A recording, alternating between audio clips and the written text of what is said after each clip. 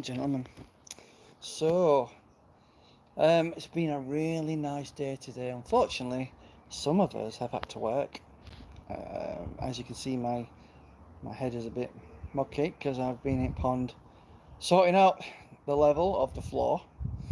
So I've dug it out. Listen, ladies and gentlemen, if any of you need some soil, please come and collect it. Otherwise, I'm gonna have to pay for a skip. So, what shall we talk about? As Cody Rhodes in the WWE would say, ladies and gentlemen, what do you want to talk about? So, karma is a funny thing. Um, I've talked about my experience with the heron attack that massacred my fish, and I've gone to some YouTubers for advice and desperation, you could say, about how to cure my fish when they were ill and, dying basically. And there are some YouTubers out there who, frankly, weren't interested, showed no empathy, were considerate. In fact, damn right, making fun out of it, really. And one of those YouTubers was called Gaz with GKP Pond. So I wasn't impressed when he just, in one of his live streams, I think it was 2 Thursdays ago, where he basically brushed it under the carpet and carried on with his live stream like it were nothing, like it didn't matter. And it really pissed me off. And guess what's happened to him? Now, from there's two points of view here. One is I wish all the best to his fish, but karma is a funny thing, isn't it? So basically, Gaz has had a big heron attack himself. So I wish all his fish all the best. But you know what? If you make fun out of me, take the piss out of me, you know, maybe something will come back and bite you in the ass. So that's just something I wanted to talk about because it's been bothering me for a long time.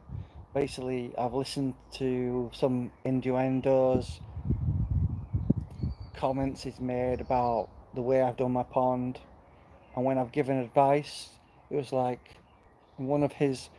In fact, if you watch his new pond video, he does talk about me like, well, you had leaks. It's not like you're the great person to give advice out. That sort of attitude. Well, ever since then, it sort of pissed me off quite a bit, And I've had the feeling for a long time that he's been blanking me on his live stream YouTube show that he does every Thursday. Sometimes he reads my comments out, other times he just ignores me or makes fun out of me, like he did in the last one when I talked about moss, using that to combat algae. Anyway, so I thought I'd do a new live stream to say, what can we do to basically stop herons in our gardens? So you can use nets and fishing line to do that, but it's not very effective a lot of the time. However, I do have some advice regarding netting your pond. Now, if you have an in-ground pond, it's not so easy to net because you haven't got a pergola roof. So what you can do is you can get some PVC pipe, quite a long one, bend it over the top of your pond, and then use some spikes in both sides, and bend the PVC pipe over the top of your pond like so. Then you can put your net over it. If any of you guys are interested in a video how to do this, I will put a link in the description box so you guys can actually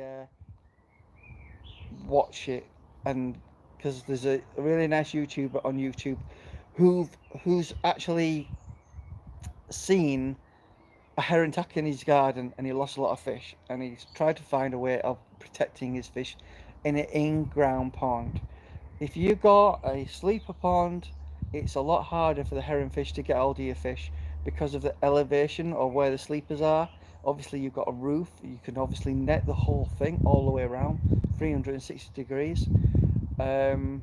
So protecting your fish from herons by shooting them, obviously you're not allowed to do that, and I'm not advocating anyone shooting fish, heron birds, because they're protected, which seems a bit of a,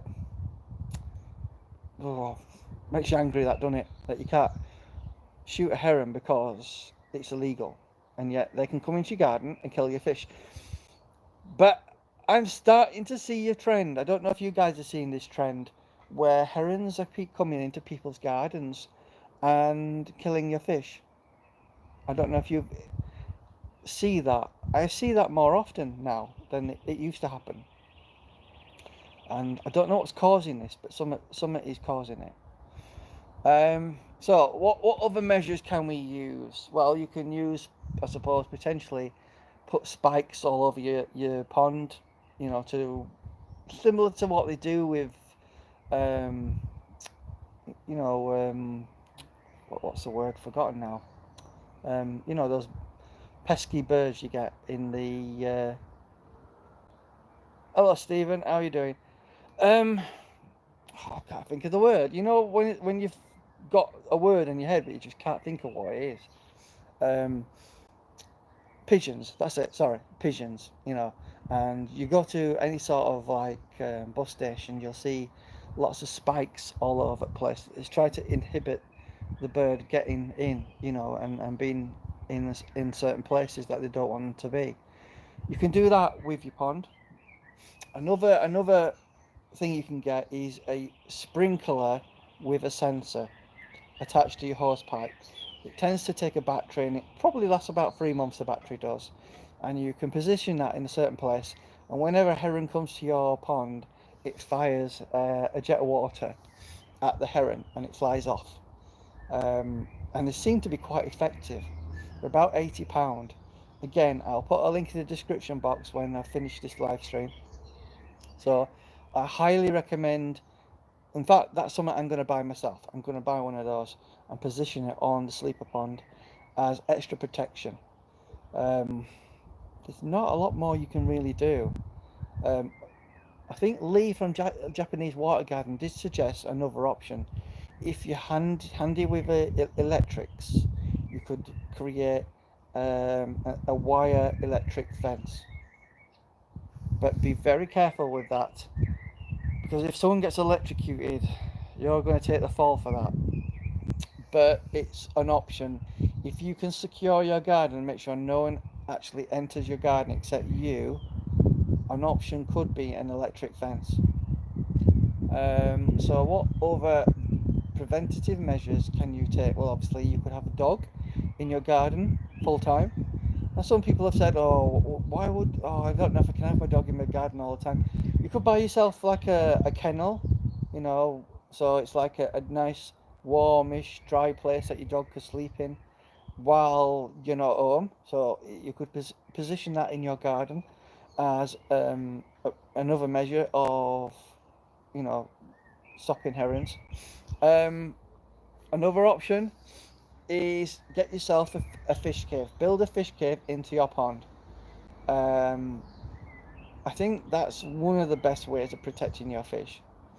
But it's not 100%. It's not going to stop your fish getting hurt. The thing with the herons is they'll go after your smaller fish, but in the process they may stab and damage your big fish that are too big and they can't take. So my advice with that is, well, I don't know what you could really do. Put a hard roof over the top of your pond, I suppose, when you're not there. That's an option.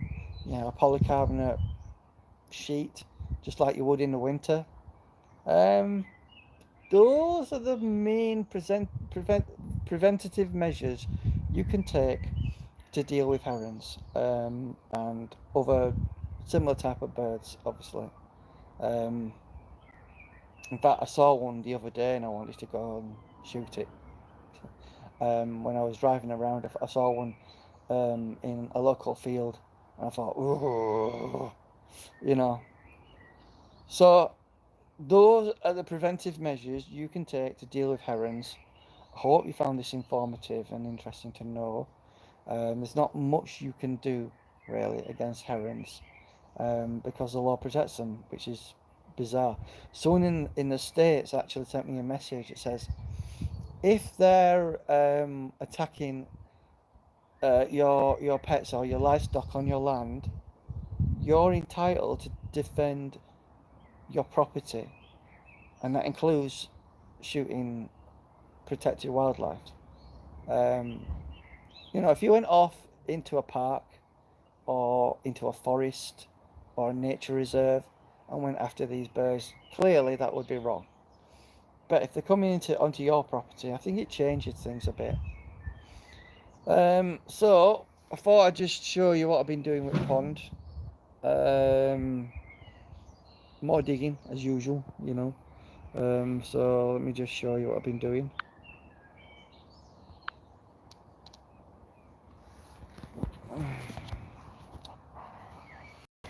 So what I've been doing over here is doing a bit more digging out, but the process was more about flattening the level, making it as level as I could, with a slight dip in the centre where we're going to put our retro bottom drain. Got more sand, put that in, and that's essentially what I've been up to. The next step is going to be sorting out these returns, filling in the ones I don't want. So I'm going to fill that one in, put a new one there, fill in that one there, and put it lower down so the water pressure will keep the pump primed, and then essentially get this area sorted out over the weekend. Something did come in the post, and I do want to say a big thank you to Martin's Koi Pond and Garden. A nice cup arrived. It's only my second one, and that's very nice of you, Martin. I do appreciate that. A nice cup to add to my tiny collection. So thank you, Martin. I appreciate that. Basically, someone sends me one or I send them one. It's just common courtesy to send each other one. Not a big deal, is it? Unfortunately, just the Koi didn't seem to think, well, I sent him one, he didn't send me one, and we'll just say that we'll just end that there, really. So yeah, I'm just been doing a bit of tidying up, really, getting all this adhesive that's on here. Got adhesive for this foam that I've been using. If you're wondering what type of foam this is, I'm not using Kingspan or anything like that. I'm using something called XPS underfloor heating foam. Now, it's more dense, a lot tougher than normal foam, and it's a lot cheaper as well. You can get about 5 sheets for about £15, and I'll line this again with that stuff. So that's what we're up to at the moment. So yeah, I've just been putting the sand in, building sand. That's probably the best sand to use if you want to protect the floor from very sharp things. And then the next step is to go around all the corners and take out all the sharp stones and any pieces of glass you can find, because that stuff will damage your liner. And then we'll put underlay on top all the way around. I'll use some offcuts of liner just to add extra protection, and then we'll put a liner in there once I've got the structure of the sleepers to make this pond a lot bigger. So that's what we're up to, guys. That's it, really. Nothing more to report than that. Let me know what you guys are thinking. Does it look like it's going to be a nice pond when it's finished? But yeah, when we talk about herring birds, they're quite a bit of a problem to deal with, and I don't think there's any other measures you can think of to protect your pond except maybe have a security guard on your pond permanently. I don't know if anyone's got the money for that. Um, Not be long till you're picking some new fish for in there. Yeah, hopefully not too long. You don't have a lot of time either when it comes to getting them to mature to survive the winter. There was someone on YouTube who reached out to me, not on YouTube, sorry, on Facebook. They reached out to me on my Technology Advisor YouTube channel, and they offered to send me some koi because they saw what happened. And I just want to say to that person, I did reply using another Facebook account that I've got, but if they've not received that response, go and check your responses in your junk settings, because you probably will get my reply in your junk settings. I just wanted to say I appreciate that, and thank you for that. He's not the only person though. Obviously, Martin, um, from his YouTube channel, Martin's Koi Pond and Garden. He sent me this mug, by the way, to show you that. Yeah, nice little mug in it. He offered to send me some butterfly fish, which was nice as well. So, there are some nice people on the YouTube community. Um, oh, yeah, that reminds me. If you can guess what the total water volume of this pond will be, I will give a giveaway. Now, I haven't decided what that will be. No doubt I will send you one of my cups, but I will send something else with it. I don't know what though. Yeah, I'll think of something. I've got lots of spare parts. Maybe I could send you some of those. Um, so let me just change the angle again so you can see the size of the pond and get a rough idea, and then you can guess what sort of water volume this pond will hold. So let's just so this is the size of the pond, guys. Now it is going to be free sleepers high, and then from this point here to about here, these pieces of wood I'm going to be using are 80 centimeters long. So 80 centimeters from there to there. Then we've got our beams that go all the way along there to the end and there, and that will be free sleepers high as well. So the competition really is, how many litres do you think the pond will hold? Now, the previous litres that this pond held was about 2,800 litres. When I included the filter, it was about 3,000 litres in total. But the actual pond itself was 2,800 litres. So, if you can guess the correct literage that this pond will hold, you have a chance of winning the competition. Bobby Coy says 5,500 litres. Don't know. It's hard to say. I think the biggest calculation you're going to be making is this centre part here. Obviously, as I've said obviously, if you look back in the videos, you'll see in terms of the construction. But it was like a dugout area that went like this,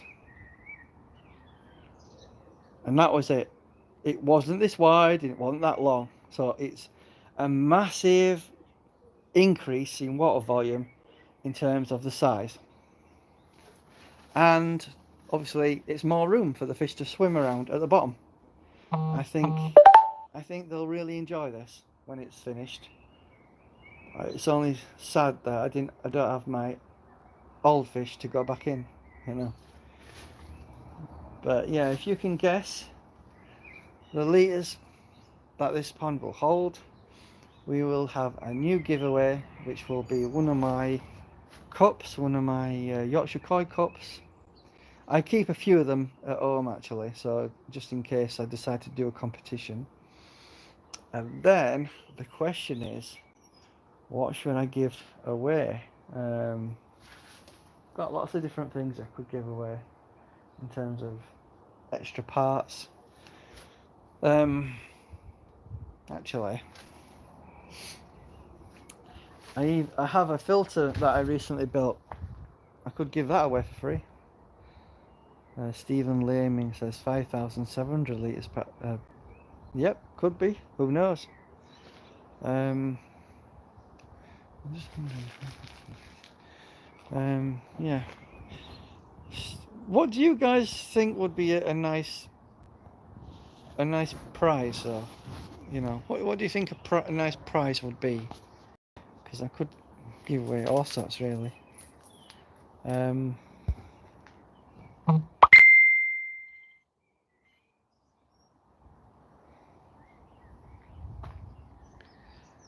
So yeah,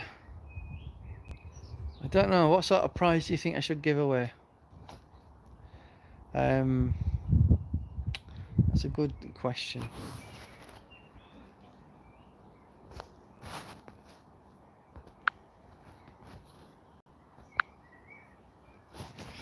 Any ideas, guys? What would you like as a gift? I mean, wicked Maltese. Come on, I'm not that rich. Would you like some clay? Would you like some soil? You can have some soil for free. So let me just go indoors. I just want to see if I can find a key. Thinking maybe I could give away that box filter actually. What do you guys think about that? So first thing we're going to give away is one of these.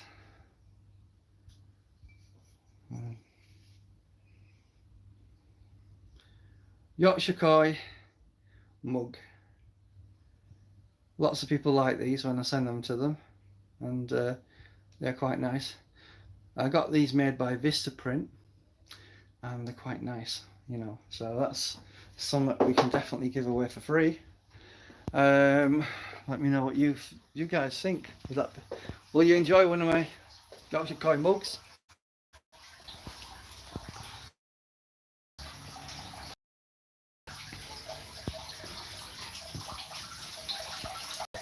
$12,000 gallons.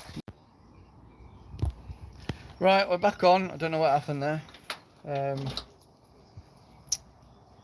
me see.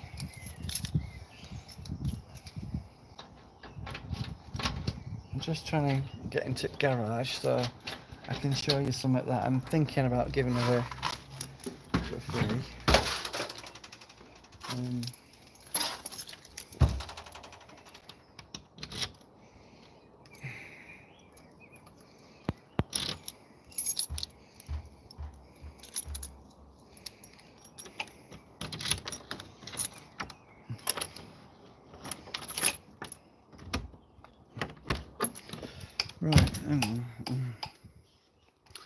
Right. So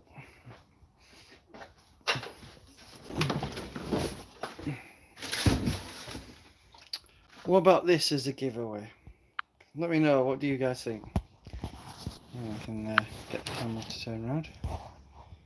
So I might consider giving that away. This is a new filter I've made. It does leak a little bit on the inside because it's not completely waterproof. You can waterproof that though with some silicone.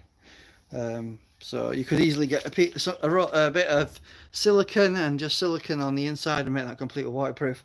Apart from that, there's nothing wrong with it really. I was using it on the inside pool and it was working alright.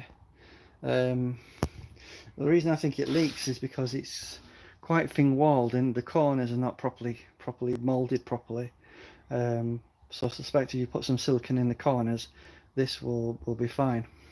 So if anyone's interested in this filter as a giveaway, let me know what you think. Let's just take it out of the garage so you can see this. So obviously we've got various sponges here, if I can take this one-handed. Right, and then I made this. That's interesting. That medicine I was using has turned the clips here yellow. That's interesting. So yeah, this is like a homemade filter that I've made. So you put all your various sponges in there, on like so, and then you can put your filter media like that on top, and it's just a basic filter. So there you go. Maybe we'll give that away in the giveaway if you can guess how many litres the pond will hold. So I'll leave it there in this video. Thank you for watching and have a nice day.